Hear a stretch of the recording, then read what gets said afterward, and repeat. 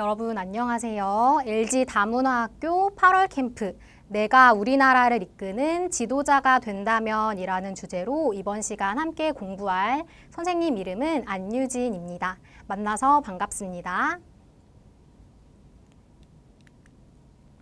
본격적으로 공부를 시작하기에 앞서 선생님이 퀴즈를 준비했습니다. 나는 누구일까요? 함께 생각하면서 오늘 공부할 내용을 상상해 볼까요? 나는 누구일까요? 나는 한 나라를 대표하는 사람입니다. 나는 한 나라를 이끄는 지도자입니다. 나는 국민들의 투표로 뽑히고 청와대라는 곳에서 일을 합니다. 나는 한 나라에서 강력한 권한을 갖지만 그만큼 책임감도 큽니다. 나는 나라를 이끌어가기 위해 리더십과 같은 많은 능력을 써야 합니다. 나는 누구일까요?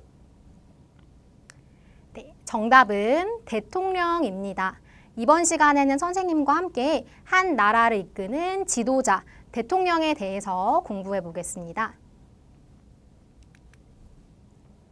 이번 시간의 학습 목표를 확인해 보겠습니다. 첫 번째, 대통령이 어떤 위치에 있는 사람이며 무슨 역할을 수행하는지 파악할 수 있다.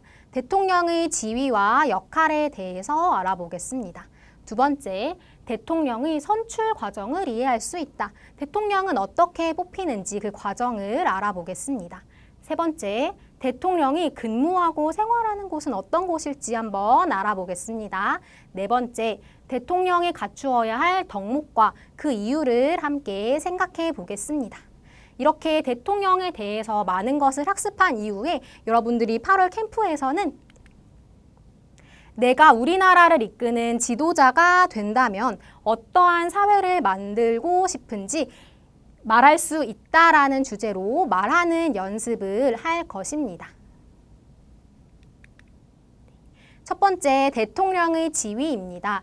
지위라고 하면 어떠한 위치에 있는 사람입니까? 그에 따른 역할은 무엇입니까? 하는 내용입니다. 대통령은 크게 두 가지 측면에서의 지위를 가집니다. 첫 번째는 국가 원수인데요. 원수라고 하면 권력을 가지고 나라를 다스리는 사람을 의미합니다. 대통령은 한 나라의 최고 지도자로서 대외적으로라고 하면 다른 나라에 대해서는 우리나라를 대표하는 사람입니다. 그리고 대내적으로는 우리나라의 안으로는 헌법기관을 구성하고 헌법을 수호하는 역할을 하는 사람입니다. 두 번째는 행정부의 수반입니다. 여러분, 수반이라는 표현을 처음 들어보셨죠? 수반은 가장 높은 자리에 있는 사람을 가리키는 표현입니다. 그러면 대통령은 행정부라는 곳의 수반, 가장 높은 곳에 있는 사람이구나를 알 수 있는데, 그래서 행정작용의 최종적인 권한을 가지고 그에 대한 책임도 져야 하는 인물임을 알 수 있습니다. 국가기관이라는 것은 한 나라의 일을 맡아서 하는 기관입니다. 우리나라의 국가기관은 세 가지로 구성되어 있는데요. 다 같이 읽어볼까요? 입법부, 사법부, 그리고 여기서 나온 행정부가 바로 그것입니다. 입법부라고 하면 법을 만드는 기관, 다른 말로 하면 국회입니다. 여기 나와 있는 그림은 국회의사당이고 입법부에서는 나라를 이끌어갈 법을 만드는 역할을 합니다. 입법부에서 만들어진 법을 가지고 행정부에서는 법을 집행합니다. 한 나라의 살림을 본격적으로 이끌어 간다라고 생각하면 되는데요. 그러면 사법부에서는 무슨 역할을 할까요? 사법부는 법에 따라서 판결을 내리는 역할을 합니다. 법원이라고 하면 조금 더 쉽게 이해할 수 있겠죠.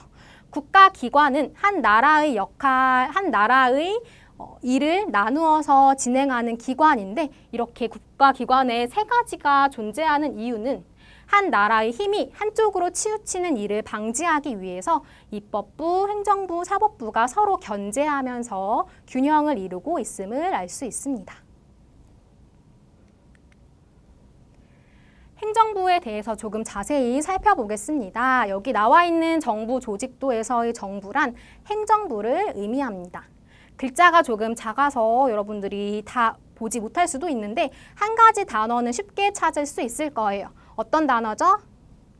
행정부의 수반, 가장 높은 위치에 있는 사람을 뭐라고 했어요?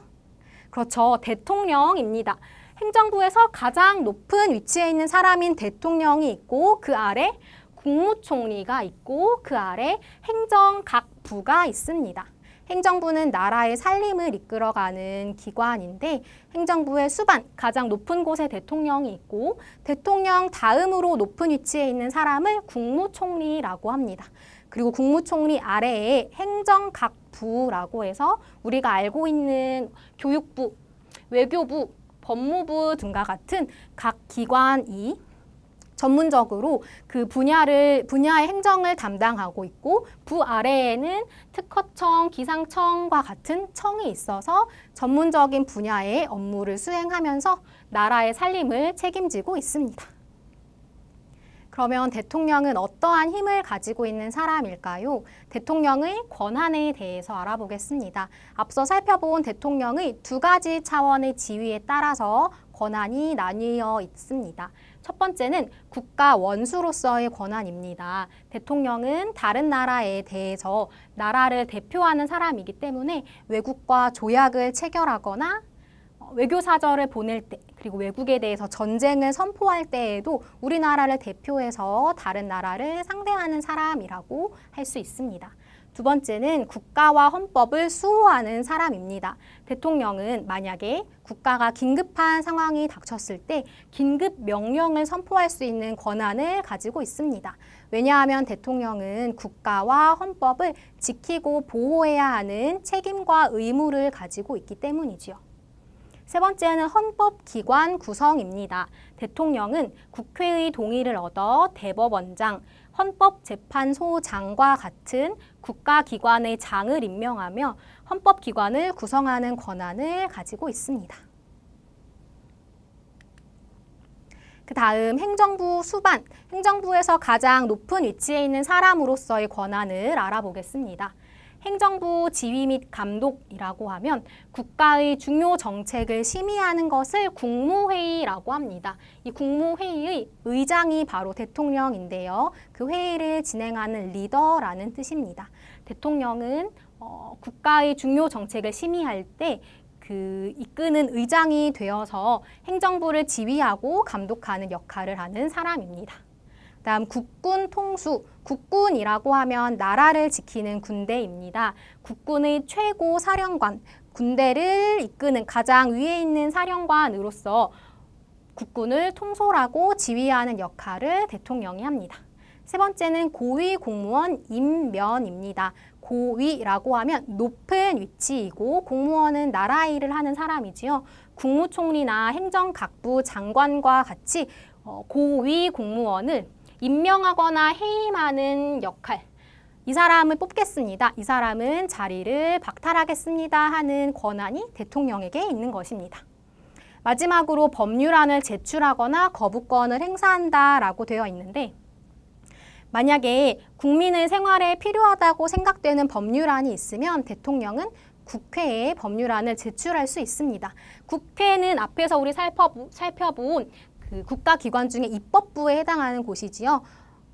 법을 만드는 기관에 대통령이 법률안을 제출할 수 있고 반대로 국회에서 만들어낸 법을 대통령이 거부할 권한을 가지고 있는 것입니다. 그러면 대통령은 누가 될 수 있는 것일까요? 여러분도 대통령이 될 수 있을까요? 가능하지만 아직은 어렵습니다. 왜냐하면 대통령 후보가 될 수 있는 조건이 만 40세 이상 국민이기 때문입니다. 대한민국 국적 소지자로서 5년 이상 한국에 거주한 만 40세 이상의 국민이면 후보가 될 수 있습니다. 그러면 어떻게 뽑는지 선출 과정을 살펴볼까요? 직접 선거의 방식을 채택하고 있는데요. 직접 선거라고 하면 만 19세 이상이면 우리나라 사람은 누구나 선거권을 가지게 됩니다. 선거권을 가진 사람, 본인이 직접 투표를 하는 것을 직접 선거라고 합니다. 직접 가서 투표를 해요. 당연한 거 아니에요? 투표는 직접 하는 거지요 라고 생각할 수도 있지만 국가에 따라서는 간접 선거라는 선거 방식을 채택하는 나라도 있습니다. 간접선거라고 하면 나를 대표해서 선거를 할 선거인단을 투표를 하고 그 사람들이 다시 투표를 해서 그 사람들끼리만의 투표를 통해서 대통령을 선발하는 방식을 의미합니다. 이처럼 국가별로 대통령의 역할이나 대통령을 선발하는 방식이 다른 것을 알 수 있는데요. LG 다문학교에서 제시하고 있는 나머지 중국, 일본, 몽골, 베트남, 인도네시아의 강의를 통해 다른 국가에서는 대통령 선거를 어떻게 하고 있는지 함께 학습하면 좋을 것 같습니다. 한번 대통령이 되면 몇 년 동안 그 역할을 수행하는 것일까요?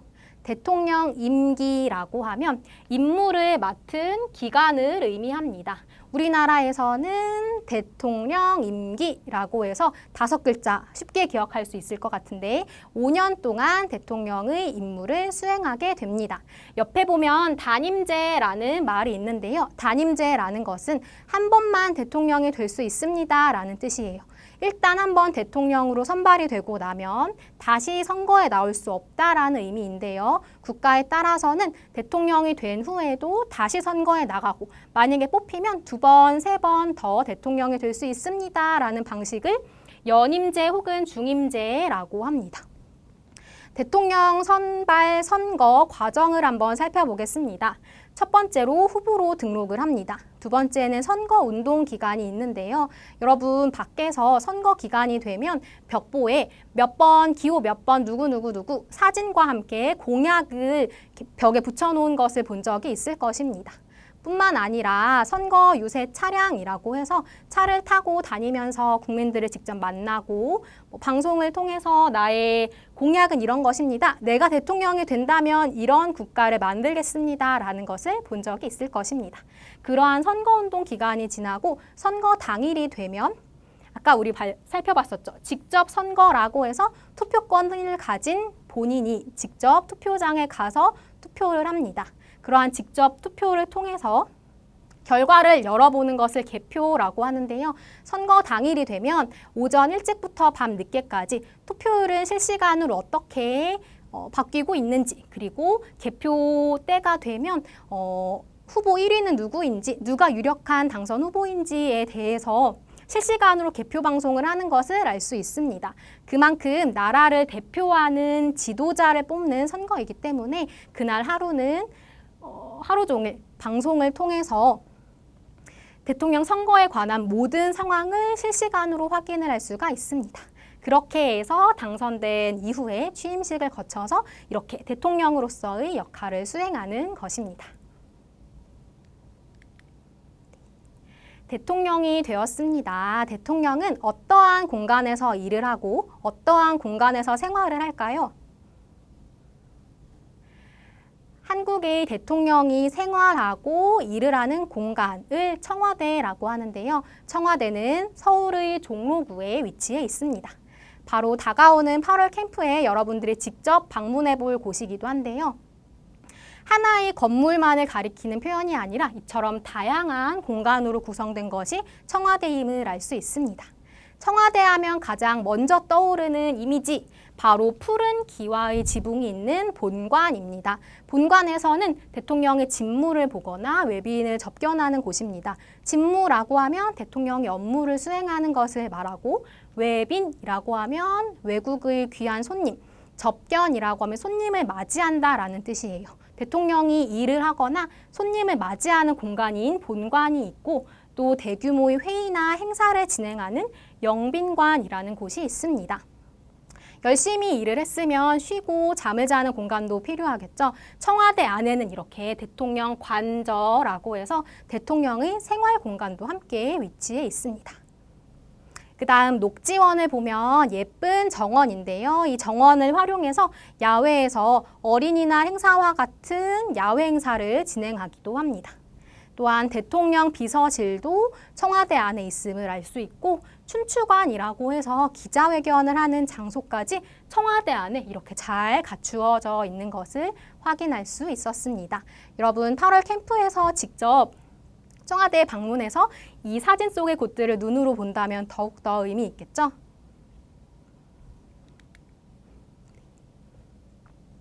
다음 대통령의 덕목입니다. 앞서 살펴본 청와대에서 근무하고 생활하는 사람인 대통령이 되기 위해서는 어떠한 능력이 필요할까요? 대통령의 덕목과 자질이라고 하면 타고난 성품이나 소질, 쉽게 생각하면 어떤 분야의 일에 대한 능력입니다. 우리나라를 대표하는 사람이 되기 위해서는 어떠한 능력이 필요할까요? 사실 정답은 정해져 있지 않아요. 왜냐하면 굉장히 많은 업무를 수행하는 대통령이 되기 위해서는 그에 따른 역할들도 분명히 많을 것이기 때문인데요. 선생님은 우선 5가지의 덕목과 자질에 대해서 생각해 왔습니다. 첫 번째로 애국심입니다. 나라를 대표하는 사람이 되려면 당연히 나라를 사랑하고 국민을 사랑하는 마음이 필요하겠죠. 그리고 두 번째는 리더십입니다. 우리나라를 대표하는 사람, 국민들을 이끌어서 바른 방향, 더 나은 미래로 이끌어가는 능력이 필요하다고 생각할 수가 있고, 대통령이 마음대로 권한을 행사하는 것이 아니기 때문에 대중을 설득하고 이야기를 따르도록 하는 힘인 설득력도 리더십과 함께 생각해 볼 수가 있습니다. 그리고 봉사정신이라는 것을 가져온 이유는 국가를 위해서 힘을 바칠 준비가 되어 있어야 한다는 것인데요. 대통령이 되면 나는 명예로울 거야, 나는 돈을 많이 벌 거야 하는 마음이 아니라 국가를 위해서 희생할 준비가 되어 있는 사람이 필요하다는 의미겠죠. 마지막으로 현명함을 생각해 봤습니다. 많은 역할을 수행하기 위해서, 특히 국가의 위급 상황에서 올바른 판단을 내리기 위해서는 기본적으로 현명한 사람, 슬기로운 사람이어야 하지 않을까 하고 생각해 본 것인데요. 여러분이 생각하기에 나라를 이끄는 지도자가 되려면 어떠한 역할이 필요할까요? 캠프 때까지 남은 기간 동안 대통령의 덕목과 자질에 대해서 한번 깊이 있게 고민을 해보고 캠프 때 친구들과 의견을 교환해보면 좋겠습니다. 마지막으로 살펴볼 내용은 캠프에서 친구들을 만나서 함께 발표할 내용에 대한 준비입니다. 내가 대통령이 된다면 이라는 주제로 발표를 할 것인데요. 연설이라는 말하기 방식에 대해서 이번 시간에 간단하게 살펴보고 발표 준비를 여러분 스스로 해보는 시간을 가지겠습니다. 연설이라고 하면 여러 사람 앞에서 자기의 주장이나 의견을 이야기하는 것을 말합니다. 사진 속에 있는 것처럼 만약에 내가 대통령이 되어서 이러한 판단과 입장이 우리나라의 의견입니다 라고 이야기를 하려면 조리 있게 자신감 넘치게 발표를 해야겠죠. 연설 자세를 간단하게 살펴보겠습니다. 첫 번째는 상황과 청중에 알맞은 준비하기입니다. 여기에서의 청중이라고 하면 내 이야기를 듣는 많은 사람들이라는 뜻입니다. 상황, 어떤 상황에서 말을 하는 것인지, 국가의 좋은 일이 있을 때 발표하는 것인지, 아니면 위기 상황에 대해서 해결 방안을 제시하는 말하기인지 그 상황을 먼저 고려해야 하고, 누가 내 이야기를 듣는지, 외국 사람들에게 이야기를 하는 것인지, 아니면 우리 내부 대내적으로 국민들을 상대로 이야기를 하는 것인지에 대한 고려가 필요하다고 할 수 있습니다. 두 번째, 세 번째는 청중을 집중시키고 반응을 살피면서 말하기. 내 이야기를 들어주는 사람들의 반응을 살피고 나를 잘 이해하고 있는지 살피는 것은 연설뿐만 아니라 모든 말하기의 기본이라고 할 수 있겠습니다. 8월 캠프에서는 여러분들 상황과 청중, 이때의 상황은 뒤에서 살펴보겠지만 내가 지도자가 된다면 이라는 주제이고, 청중은 우리 함께 공부하는 LG 다문화학교 친구들입니다. 이러한 상황과 청중을 생각하면서 어떤 주제에 대해서 말할지 한번 준비해 볼까요? 캠프 때 준비할 내용은 내가 만약 우리나라를 이끄는 대통령이 된다면 내가 꿈꾸는 사회는 이라는 주제입니다. 우리 앞서서 대통령에 대해서 많은 것을 공부했습니다. 만약에 내가 대통령이 된다면 나는 어떠한 사회를 만들고 싶을까요? 예를 들어서 교육, 경제, 다문화와 같이 여러분들이 관심 있는 주제 최소 한 가지 이상을 한번 정해보세요. 그리고 그 분야에 대해서 어떠한 정책을 펼칠 것인지, 그렇게 생각하는 이유는 무엇인지, 내가 하루 동안은 대통령이 되어서 많은 사람들 앞에서 저는 이러한 국가, 이러한 사회를 만들고 싶습니다 라고 조리 있게 말하는 연습을 해볼 것입니다. 이번 시간 선생님과 함께 대통령, 한 나라를 이끄는 지도자에 대해서 대통령의 지위와 역할, 권한, 대통령의 선거 방법, 그리고 대통령이 생활하는 곳, 이 그림 속의 건물이 무엇이었죠? 그렇죠. 청와대에 대해서까지 많은 것을 공부했습니다. 얼마 남지 않은 캠프 기간 동안 오늘 배운 내용을 잘 기억하고 준비해서 캠프 때에는 내가 대통령이 된다면 나는 이런 사회를 만들고 싶습니다 라는 여러분들의 의견까지 잘 발표할 수 있는 시간이 되었으면 좋겠습니다. 오늘 수업은 여기까지 하겠습니다. 감사합니다.